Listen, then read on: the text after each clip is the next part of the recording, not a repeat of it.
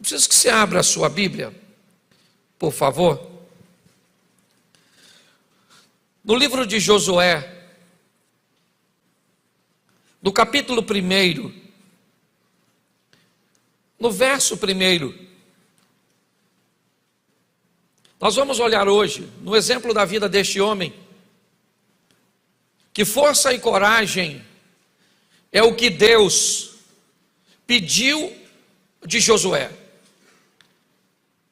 Me parece que força e coragem é o que a vida pede de todos nós. Em algum momento, em algumas situações, ela vai exigir de nós força e coragem para tomarmos decisões. Eu gosto muito dessa combinação, porque de que adianta um corajoso fraco? Certo? De que adianta? O cara tem coragem, mas não tem força. Tem força, mas não tem coragem. E Deus diz para Josué: você precisa, para desempenhar sua função, para lidar com a vida, com as demandas, com as intempéries que você vai enfrentar ao longo da sua caminhada, de duas coisas: força e coragem. É isso. Eu não sei para você, mas para mim a vida pede isso todos os dias: força e coragem para prosseguir nessa caminhada. É importante nós olharmos e, antes de lermos o texto, lembrarmos de um menino tirado das águas, treinado para ser um faraó no Egito. Ele então mata um egípcio para defender um irmão e é obrigado a fugir para o deserto, onde se torna pastor de ovelhas e recebe a comissão de voltar ao Egito para liderar a saída daquele povo. Com certeza, Moisés é um dos maiores, se não,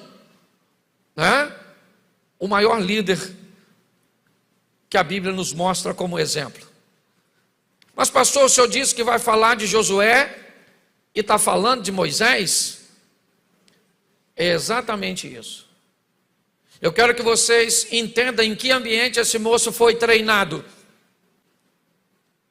em que ambiente ele se espelhou.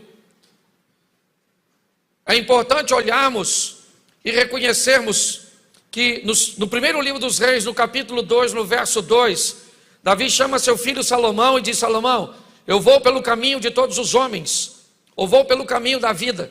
O que Davi está dizendo é: eu estou morrendo, meu filho, porque seja o homem bom, seja ele mau, seja ele rico, seja ele pobre, inevitavelmente ele terá que ter um encontro com a morte. Quando nós olharmos para o texto agora, eu queria que você entendesse a sua responsabilidade. Por muitas vezes, eu já subi nesse púlpito para trazer uma mensagem para você, para apontar às vezes e identificar um problema. Mas essa semana eu estava olhando para isso, e quando nós procuramos um médico falando dos sintomas, e ele manda que façamos exames para identificar o que estamos enfrentando, isso é apenas uma parte do processo. A próxima parte é o que o médico vai me orientar que eu devo fazer para me livrar daquele problema.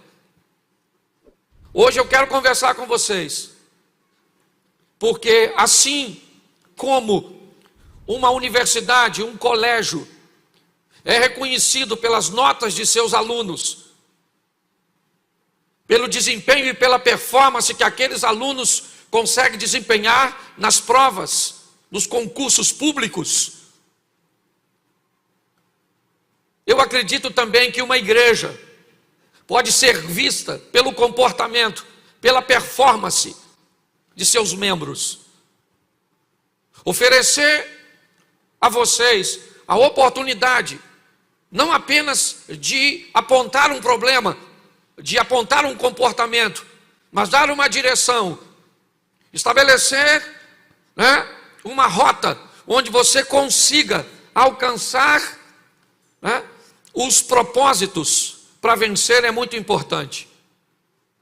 Moisés está morto, Assim como Paulo, Pedro ou qualquer outro que você admire. Porque o tempo deles já passou. O tempo agora é o nosso. Chegou a nossa vez de termos a oportunidade de vivermos o incrível, o sensacional. E vamos ver como Deus vai lidar com Josué. E como Josué vai lidar com a história da sua vida. Dificilmente você vai enfrentar ou vai olhar para um homem que enfrentou tantas batalhas, tantas adversidades. O texto diz que ao longo da caminhada de Josué, ele venceu 31 batalhas registradas, 31 reis. A vida daquele homem foi uma vida de batalha, de luta. Enquanto Moisés é um negociador, um estadista, que entra no ambiente egípcio para libertar o povo. Josué é um general, um comandante, um homem de guerra, de batalha. Eu acho que vale muito a pena olharmos o exemplo dele, porque estamos em meio a essas guerras diárias. Hoje não tem leão, hoje não tem urso, não tem gigantes, mas nós vemos todos os dias os problemas se levantarem contra a nossa casa, contra a nossa família, contra a nossa saúde, contra a nossa fé. O texto diz assim: e sucedeu, depois da morte de Moisés, servo do Senhor, que o Senhor falou a Josué, filho de Num, servo de Moisés, dizendo: Moisés, meu servo, é morto. Levanta-te, pois, agora e passa esse Jordão, tu e todo este povo, a terra que eu dou aos filhos de Israel. Todo lugar que pisar a planta do vosso pé, eu tenho dado, como eu disse a Moisés, desde o deserto e deste Líbano até o rio, ou o grande rio, o rio Eufrates. Toda a terra dos heteus, até o grande mar, para o poente do sol, será o vosso termo. Feche os seus olhos um minutinho. Senhor nosso Deus e Pai, em nome de Jesus, eis aqui a Tua palavra, e continue falando conosco. Usa-me como um canal de bênção, pelo poder do nome de Jesus. Amém. Glória a Deus. Amém? Pois é. A primeira coisa que eu quero expor a você é a necessidade de que você coloque em prática aquilo que você vai receber aqui. Porque inevitavelmente é isso que vai estabelecer o nome da igreja que você faz parte, o nome do Deus que você serve, a consolidação de sua família e de tantas outras coisas que você planeja ter êxito durante a sua caminhada. Quando nós olhamos para a maneira que Deus vai conversar com Josué, ela é muito interessante. Porque em momento nenhum, aqui, Deus chama Josué de seu servo. Deus chama Josué e diz: o meu servo Moisés é morto. E assim como eu fui com Moisés, meu servo, eu serei com você, Josué, servo de Moisés. É importante olharmos a maneira que Deus está conversando com Josué. Me parece que Deus está dizendo para Josué: chegou a hora de eu levar você para outro nível. Até o presente momento, você era um mero espectador, um coadjuvante, alguém que via as minhas orientações serem dadas a Moisés, porque Moisés era meu servo, e meu servo Moisés era morto, e você até esse momento era servo de Moisés, mas agora você vai ser meu servo. O que Deus está dizendo para Josué é algo muito especial. Primeiro ele está dizendo: a sua caminhada comigo não pode depender, quando você mudar de fase, de alguém que ore por você, que leia por você, que interprete. Chegou a hora de você viver a sua própria história. Chegou a hora de você tomar suas próprias decisões. Não é porque sua mãe era minha serva que isso qualifica você para ser minha serva também, ou para ser meu servo também. O que Deus está dizendo para ele: agora você vai precisar mudar de fase, Josué. Uma coisa é servir a homens, agora você vai me servir. Agora você vai lidar com as minhas instruções. É isso. Nós olhamos para este homem e vemos a vida pedir dele, porque é isso que eu quero aplicar. Pastor, o que você está querendo dizer? Eu quero dizer que às vezes, e durante muito tempo, você teve que andar debaixo das ordens, das instruções de seus pais. Talvez em determinada fase da sua vida, você teve que andar debaixo das ordens de seu chefe, de seu patrão, daquele que era dono da empresa ou do negócio que você participou. Mas tem momentos que a vida tira você desse ambiente e traz você para uma outra fase. A fase que agora não são seus pais que decidem se você vai ou não, se você compra ou não. Agora chegou a sua vez de tomar suas próprias decisões. Isso parece ser muito bom e nos oferecer uma liberdade. Mas é muito importante nós entendermos que quando os outros escolhem para nós, se algo der errado, nós temos uma rota de fuga para nos defender. Nós colocamos a culpa no outro.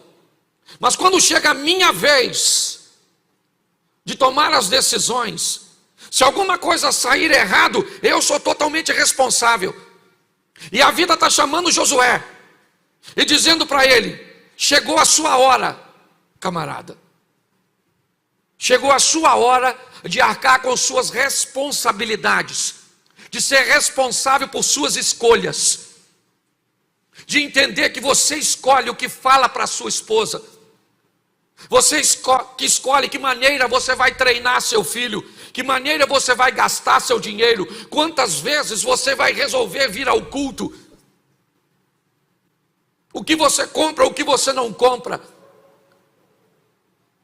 A vida chama Josué e diz: agora você vai precisar de força e coragem. Força e coragem para fazer o que precisa. Força e coragem para dizer não para aquilo que é ruim para você e pode te causar dano. Porque agora a responsabilidade é totalmente sua. Antes você estava na sombra de Moisés.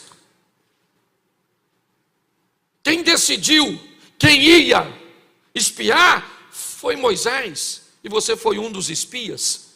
Mas agora chegou a sua vez de enviar espias. O que ele viveu para Canaã, agora ele está enviando para Jericó. A vida requer de mim e de você muita responsabilidade, muita maturidade. Por quê? Porque nós gostamos muito de culpar o diabo, de culpar o governo, de culpar fulano, de culpar ciclano. Eu já cheguei à conclusão que quando a culpa é minha, eu coloco em quem eu quero. A vida requer desse camarada a responsabilidade. E como ele vai lidar com isso? É isso que eu quero mostrar a você. Primeiro nós vamos olhar que aquele que era um assistente, aquele que vivia na sombra, agora ele está em meio aos holofotes. É ele que escolhe. Ele sabe que servir a Deus é muito bom, é ter uma ligação direta com o Todo-Poderoso. Mas ao invés de falar com a rocha, feri-la, pode impedir de que se entre na terra prometida. E isso ele também aprendeu com Moisés. Lidar com as responsabilidades é um grande desafio. E por isso muitas pessoas se negam. Por isso que a maioria das pessoas que entram na igreja, pastor Abner, a grande pergunta delas é o seguinte: o que eu posso fazer e o que eu não posso? Me dá as regras. Porque se deixar para eu interpretar e eu errar, a culpa é minha. Então eu fico com a interpretação dos outros. As pessoas têm medo de lidar com responsabilidade. Está aí porque que as pessoas não querem se casar. Está aí porque as pessoas não querem ter filhos. Porque tudo isso pede de si mesmo muita responsabilidade. Um erro pode ser catastrófico. Então, ao invés de me preparar para não errar, eu fujo de tudo aquilo que traz sobre mim uma grande responsabilidade. Eu não quero um cargo na igreja, eu não quero nada, eu quero passar despercebido. Porque simplesmente isso trará sobre mim uma grande responsabilidade. Por que eu não aceito Jesus? Porque dizer que eu sou servo de Jesus é uma grande responsabilidade. E eu não estou muito afim de responsabilidade. A vida vai requerer de você e de mim, quer você goste ou não, as suas responsabilidades. Ou você pode se tornar um Peter Pan, tendo um caso com a Sininho na terra do nunca, porque não quer crescer. Ou você assume logo que a vida requer de você maturidade e começa a pautar suas decisões e escolhas na palavra de Deus, para que você viva o que Deus tem para você. Para que quando as pessoas olhem para você, ela diga: caramba, olha que família, olha a caminhada de fé dessa pessoa.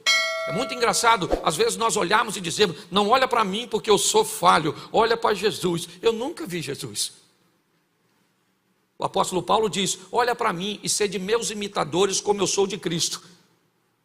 Está na hora de chamarmos a responsabilidade para nós. É assim que funciona. Quando olhamos agora para esse moço, Moisés foi embora e Deus diz: eu vou ser com você como fui com Moisés. O lugar que você botar a planta do vosso pé eu tenho dado por herança. Nós só temos uma condição para tudo isso dar certo: cumpra tudo aquilo que Moisés te ensinou.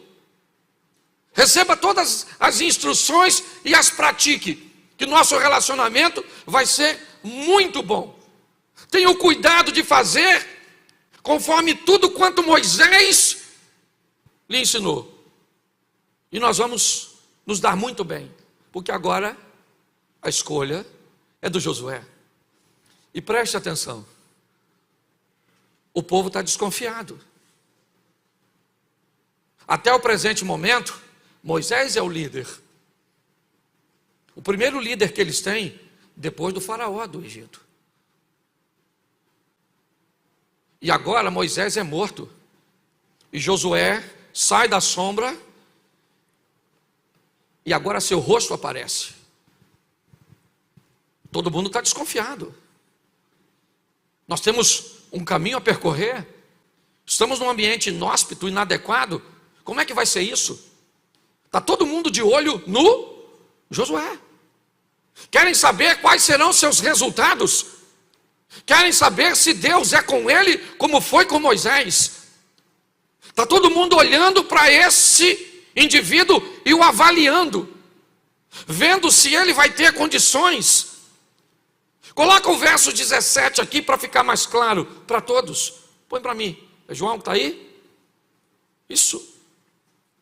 Como em tudo ouvimos a Moisés, assim te ouviremos a ti. Somente, note que é condicional, nós vamos ouvir você, Josué, mas tem uma cláusula.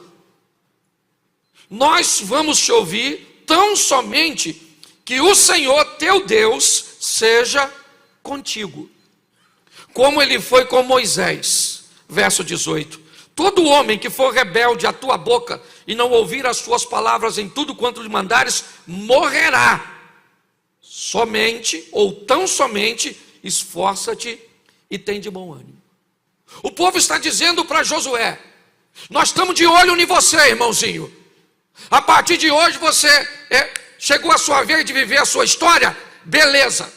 Você está dizendo agora que está andando com Deus, Moisés foi embora e é você agora.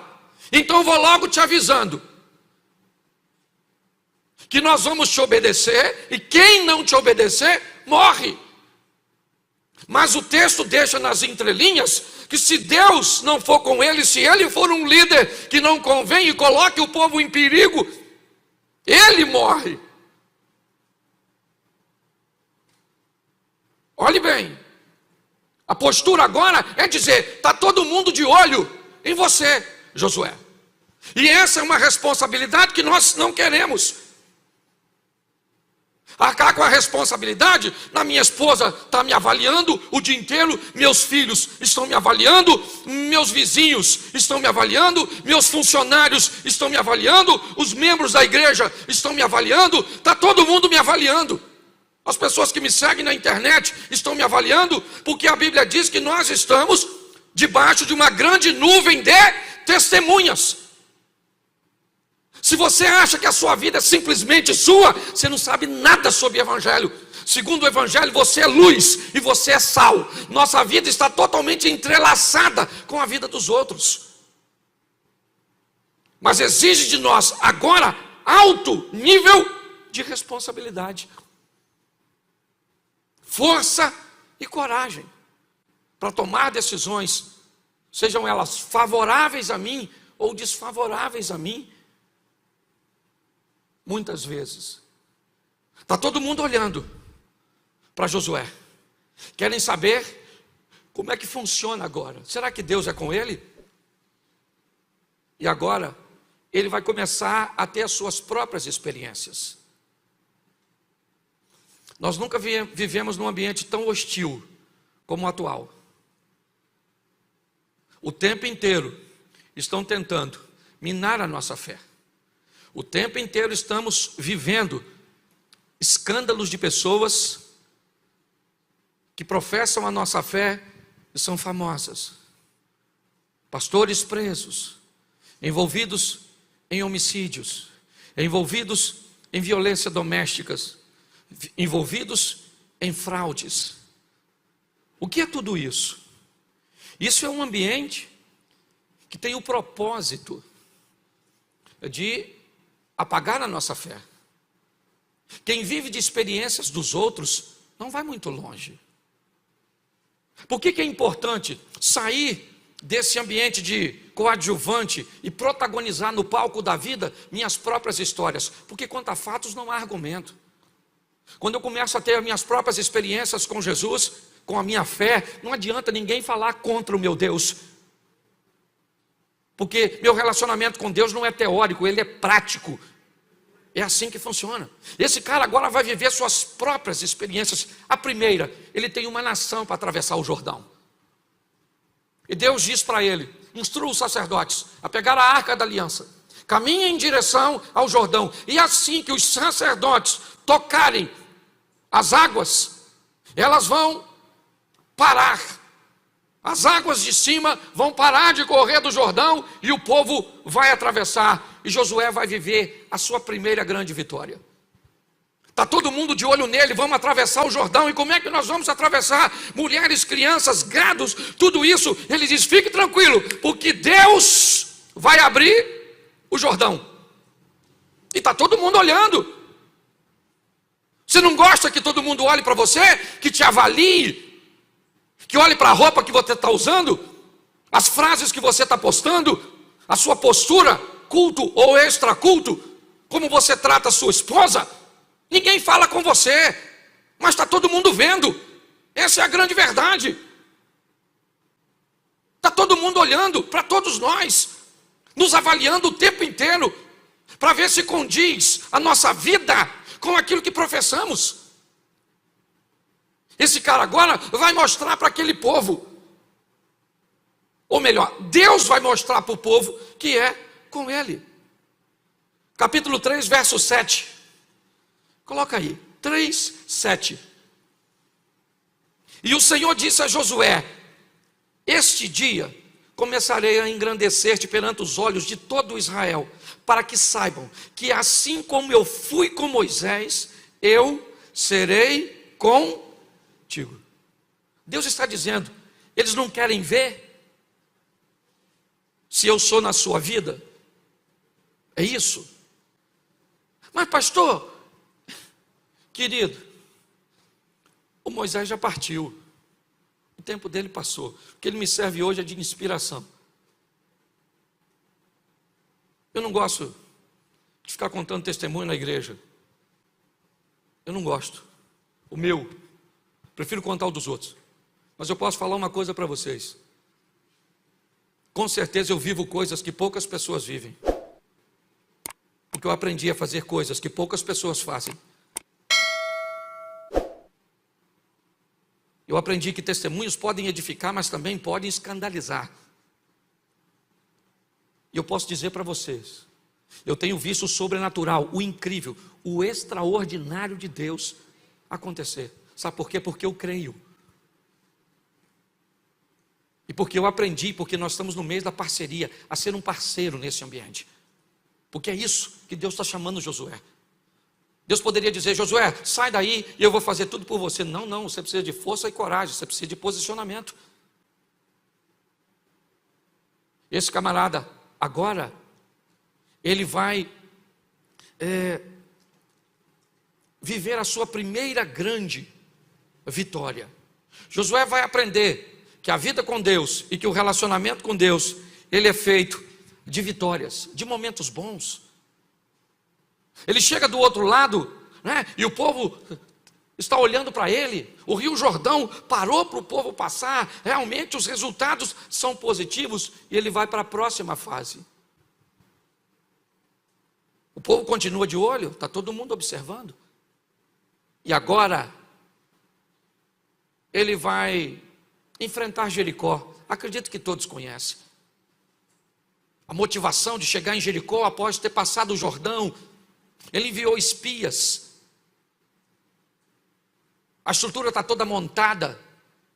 Ele está vencendo, é as suas experiências, é o que ele está vivendo com Deus. Está assim de gente que não tem uma história de si mesmo para contar. São só milagres alheios, coisas que sempre acontecem à sua periferia. Sabe, é sempre um milagre bem próximo de você, uma vitória bem próximo de você, é algo acontecendo, sabe, e onde você está na sua vida, nos seus negócios, na sua família, no seu ministério, há sempre uma inércia, sabe, um ambiente do nada. É isso que muitas pessoas têm vivido. Está na hora de provarmos o que Deus tem para nós. Por que, pastor, o senhor diz isso? Porque isso precisa acontecer, para que as outras pessoas vejam quem é o Deus que nós servimos. É simplesmente isso. Eu não estou pregando riqueza, não estou falando nada disso, não. Eu estou falando de viver o que Deus tem para cada um de nós. É só isso. Ele agora chega no ambiente, Jericó fechada. As muralhas caem. Josué entra. Saqueia Jericó, mata tudo.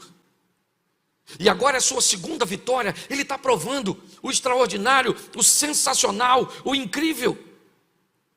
Ele já enfrentou o primeiro obstáculo, o Jordão, e ele venceu. Ele enfrentou o segundo obstáculo, Jericó, e ele venceu. As coisas estão fáceis, é verdade. E para ganhar não precisa de muita ciência. Para quem está ganhando, está tudo bem, louvado seja Deus, estamos vencendo, as coisas estão boas, mas o problema é que a vida não é feita só de vitória, a vida não é feita só de sorriso, e talvez hoje,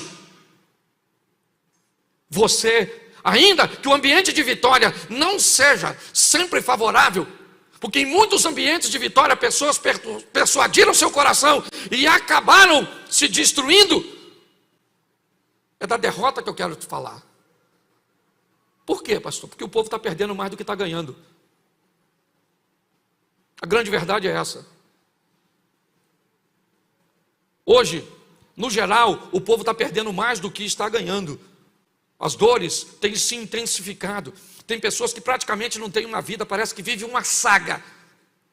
É ano após ano, luta, batalha, dificuldade, problema, isso, aquilo outro. Tem gente que talvez não precisa levantar a mão, que está pedindo para Jesus voltar, se possível, agora. Aí eu vou logo e cabe o sofrimento.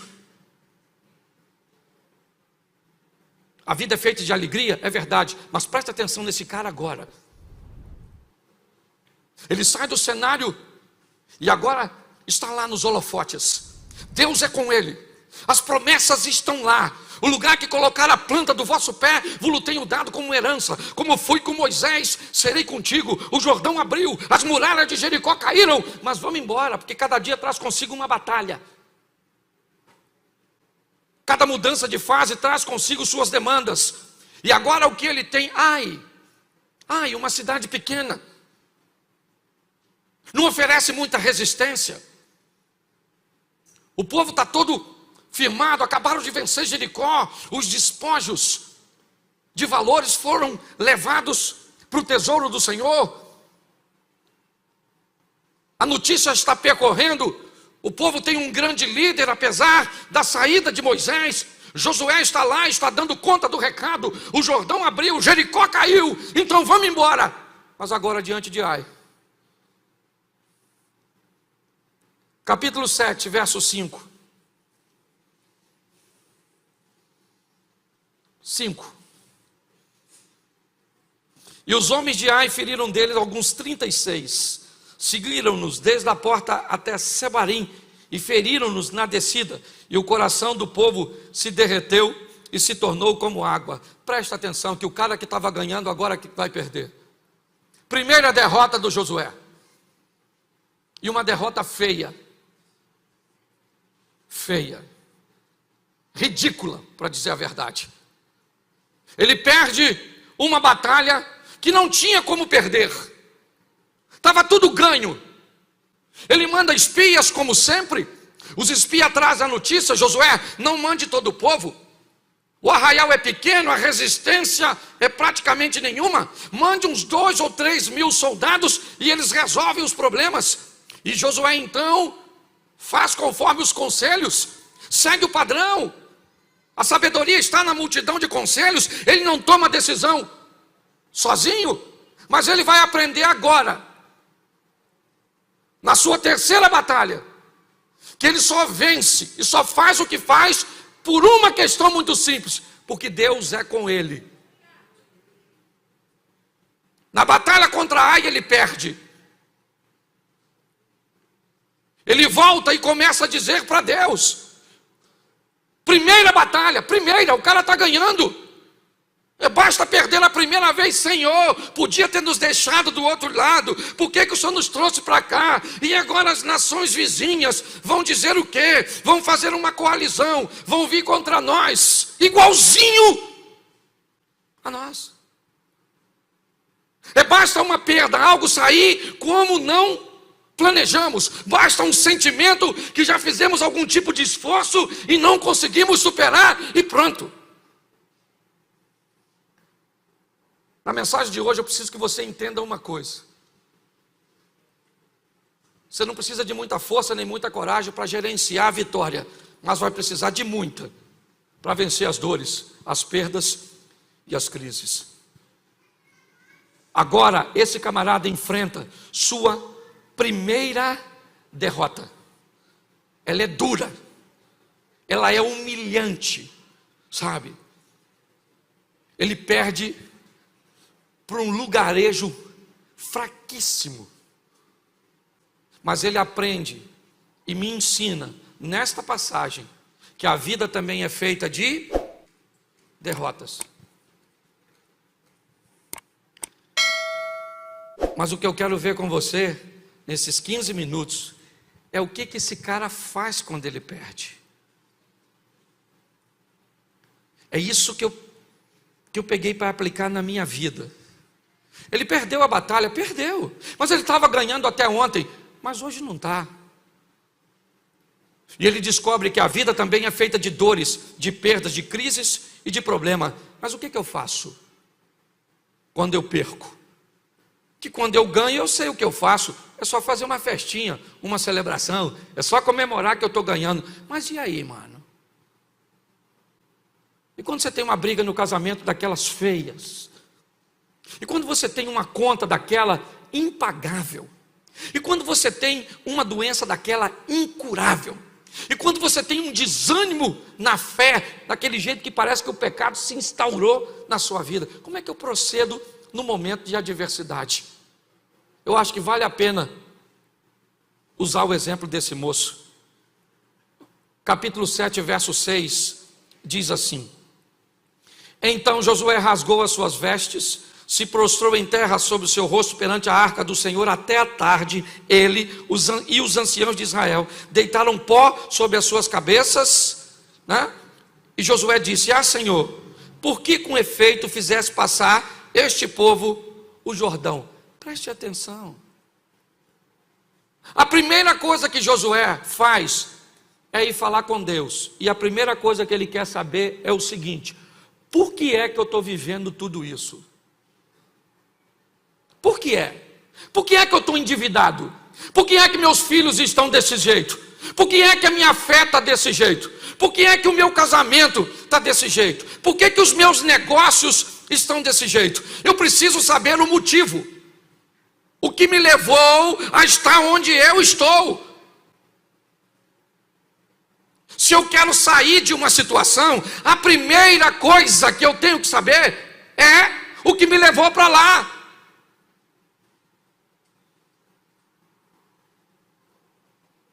O que me levou para lá? Eu dormi no carro de um amigo e quando eu acordei eu estava em São Paulo. Como é que eu cheguei aqui? Uma condução me trouxe para cá, como é que eu saio daqui? Eu pego outra para me levar para onde eu estava. Apocalipse, lembra de onde caíste, se arrepende e volta a praticar as primeiras obras. É o texto, a carta a Éfeso. Qual é o grande problema das pessoas? Elas estão vivenciando coisas e sequer gastaram um tempo para procurar o que levou o casamento para esse marasmo, para essa traição. O que levou a sua estrutura familiar para esse caos que ela está? O que foi? Foi negligência, foi ignorância, foi traição, foi falta de dinheiro. O que foi? O que foi que fez você lidar com Deus com esse relacionamento, ou nós lidarmos com Deus com esse relacionamento à distância de um Deus que está tão longe? O que fez você pegar verdades que já foram concretas na sua vida a respeito de Deus e relativizar como se relativiza hoje? Primeira coisa que Josué faz é perguntar a Deus: o que aconteceu? Por que é que nós estamos vivendo tudo isso? E Deus diz para ele: você quer saber? Então eu vou falar para vocês. Vocês estão vivendo tudo isso porque tem maldição no meio de vocês, porque tem desobediência no meio de vocês. É por causa, e vou avisando a você, Josué, enquanto você não corrigir isso, você não vence mais ninguém, porque a sua vitória está em mim.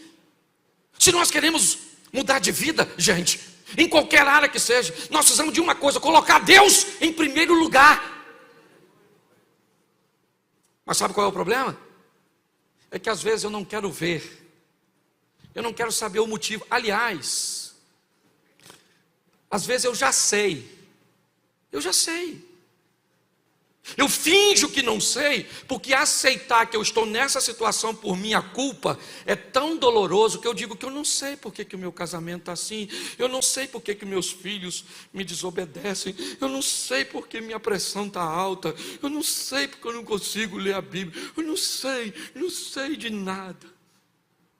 Sabe sim, nós sabemos muitas vezes, mas dizemos que não sabemos porque, se reconhecermos isso, vai nos doer mais. Esse camarada perguntou, igual Davi. Lembra quando Davi estava lá chorando porque o filho dele estava doente? Ele olha para a porta e vê o pessoal cochichando porque o garoto morreu.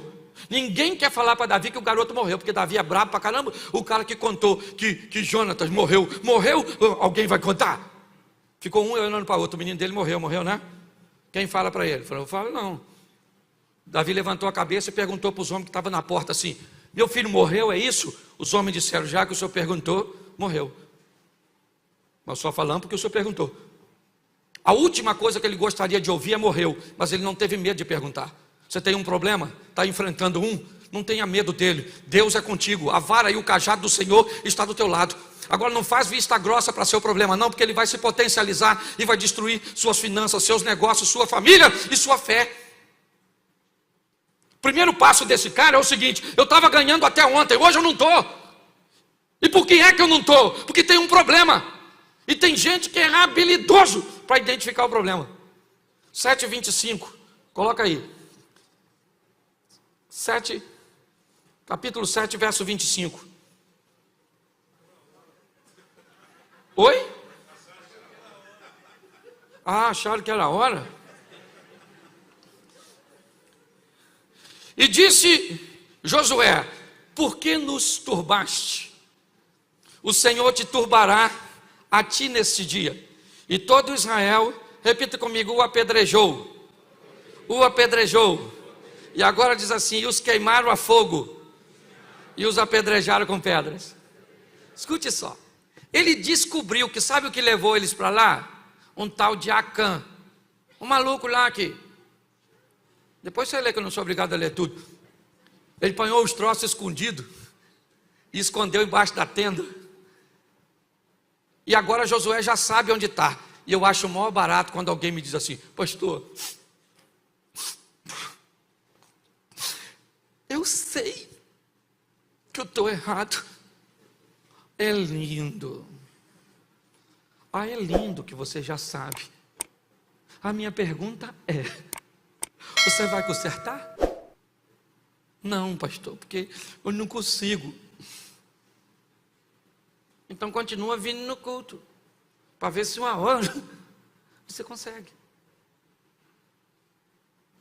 Porque tem gente que vem e ouve a palavra de vida eterna, as palavras de mudança. Aliás, hoje está até ruim da gente pregar desse jeito. Porque hoje o membro da igreja virou um cliente. É ou não é? E o cliente tem sempre: não vem falar do meu pecado, que eu não dizimo mais. Vou para outra igreja. Fica me acusando. Não estou acusando ninguém, não. Só estou dizendo para você uma verdade. Sabe o que? Não me pergunte por que eu não sei explicar. O Acã, fala assim, o Acã, a mulher do Acã, os irmãos do Acã, os filhos do Acã, os Acã, tudo. Josué pegou, botou tudo lá de fora e falou: aí gente, sabe por que nós estamos nessa treta? Por causa do Acã, esse infeliz, pegou umas coisas aqui, Deus vazou, deixou nós sozinhos, perdemos essa batalha. E agora, o que nós vamos fazer? Matar o Acã, lógico. E os filhos do Acã morrem também, porque é Acãzinho. Lembra das raposinhas? Se você não matar enquanto está pequeno, o infeliz cresce. É a história do mineiro que foi atropelado pelo um trem, lembra? Foi atropelado pelo um trem, ficou em tratamento muitos anos, nunca tinha visto trem na vida. Foi para a linha do trem que passou na terra dele, com a foice na mão, e falou: a hora que esse infeliz passar aqui, eu meto a foice nele. Era uma curva, o trem passou, pegou o infeliz pelo meio e jogou longe. Depois de muito tempo de recuperação, ele já andando um pouco, saiu para passear na frente do corpo, passou numa loja de brinquedos, veio um ferrorama. Pegou um pedaço de pau e bateu, quebrou o ferrorama todo. O dono da loja falou: o que foi? Ele falou: isso é mansinho enquanto é pequeno. Quando isso cresce, isso vira um monstro. Se você não resolver problema enquanto está pequeno, meu filho, ele vai crescer e vai pegar você. Não fica brincando com o problema, não. Entendeu? Está ali, está lá num problema no casamento, aí passa lá, tem um homem bonitão, olhou para a senhora, falou: nossa, a senhora está maneira. Nunca mais passa lá. Porque você entende o que eu estou falando? Está tudo lá. O que nós vamos fazer? Vamos tacar pedra e matar tudo. Tacar o pé, tacar o fogo. Vê isso aqui. Parece negócio de Morro do Alemão. Tacou a pedra, tacou fogo, queimaram. Isso parece. Não é? Um texto totalmente atualizado. Por quê, querido? Porque ele me ensina uma coisa: primeiro eu identifico o problema, depois eu elimino. Elimina. Não brinca com o problema não, meu filho. Ele cresce e pega você. Você quer mudar de vida? Descubra o que é. Preguiça. Pastor, nossa, pego a Bíblia assim, dá um sono. Sabe, sim, se minha vista escurece. Isso é o Satanás. Deve ser alguém. Aí eu não consigo ler. Embola minhas vistas, sabe? O WhatsApp eu leio. O WhatsApp eu leio, nem sono dá, eu fico lendo, menino, perco assim. Ainda tem esse negócio de TikTok? Tem essas porcaria tudo assim, isso aí eu vejo. Olha. Que beleza. E a Bíblia dá um sono, oh meu Deus do céu. E aqui nossa, que isso, que... Ô gente, se eu sei o que me atrapalha, eu resolvo. Posso ouvir um amém da igreja? Amém. Isso. E terceiro, para me terminar, esse primeiro culto é corridinho, e você queria rir hoje no culto, porque eu cheguei de viagem, estou chateado, cansado e vim para dar uma pancada em mim mesmo e em toda a igreja. Outro dia você vem aqui que eu faço cosquinha em você, você vai rir pra caramba. Tá certo? Josué capítulo 8, verso 3. Então Josué levantou-se e toda a gente de guerra para subir contra Ai. Escolheu Josué 30.000 homens valentes e valorosos e enviou de noite. Note que ele está nervoso. Primeira vez ele mandou quantos? Para ver se você estava prestando atenção. Quantos? Pois é, agora ele mandou quantos? 30.000. 10 vezes mais isso aí. Ele falou, ah é? Mas eu já matei o Acã, que dane-se. O Acã está morto, mas vamos com força total. Porque você quer prosseguir na vida, meu filho, reúna as forças que você tem e marche de volta, enfrente o seu problema, porque Deus vai te dar vitória. Não se acovarda não. Força e coragem, para quê? Primeiro para descobrir onde o problema está. O cara falou assim pro conselheiro, eu não estou conseguindo comunicar com a minha mulher, ela está surda, e eu já estou ficando bravo, o que eu faço? O cara sábio disse assim, o senhor faz o seguinte, o senhor fala com ela uma distância, se ela não escutar, você chega mais perto, fala de novo, se ela não escutar, você chega mais perto e fala de novo, e aí você vai descobrir a distância que ela está escutando, você passa a falar daquela distância, e a comunicação fica boa. Ele falou, maneiro. Aí perguntou a mulher, querida, o jantar está pronto? Nada da mulher falar. Ele falou, essa miserável não escuta nessa distância não. Aí aproximou mais um pouquinho, 3 passos. Falou, querida, o jantar está pronto? Nada. Ele falou, meu Deus, você é quase surdo de tudo. Aproximou de novo e falou, querida, o jantar está pronto? Ele falou, querido, já é a 3ª vez que eu falei que está. O surdo, hoje você está rindo de tudo, pelo menos para terminar. Difícil de olhar um problema é porque às vezes ele está em nós. E quando você encontrar o problema, não brinque com ele. Problema, você não arranca os dentes, que ele corre atrás de você banguelo. O problema, você não raspa a cabeça dele, que ele corre atrás de você careca. Problema, você mata ele, faz igual Davi, corta o pescoço, a cabeça. E o que você faz depois? Tenta de novo com força total. Esse casamento da senhora aí, nossa, esse homem é ruim, mas é seu. Essa mulher é esquisita, mas é uma opção sua. Esse filho seu é a mistura entre você e sua mulher que não deu certo. Pegou os 2 DNA. Isso virou um monstro, um alien versus predador. Reúne suas forças e vai para cima com seus negócios, vai para cima com seu casamento, vai para cima com Deus, porque Deus vai te dar vitória. Posso ouvir um amém?